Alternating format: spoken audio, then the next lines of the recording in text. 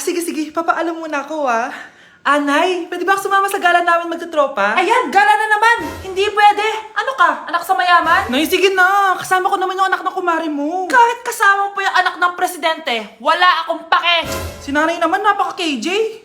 Mabastos to, Nag-walk out pa. A few moments later. Wow, nagugas ng plato. Parang may gusto, Hoy! Kahit magugas ka pa ng plato dyan, hindi kita papayagan, no? Aba, parang wala naririnig to,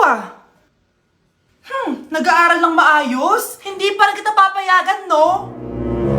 Hoy, ba't di mo pinapansin, Sige, pag ikaw di nakapagsalita. Ano kaya problema nun ni Scarlett? Ba't di ako pinapansin? Siguro nagtampo yun sa akin kasi di ko siya pinayagan. Anak, please pansinin mo na ako. Pwede ka nang gumala. Sige, pinapayagan na kita. Sino yun? Wait lang, anak. Sino yan?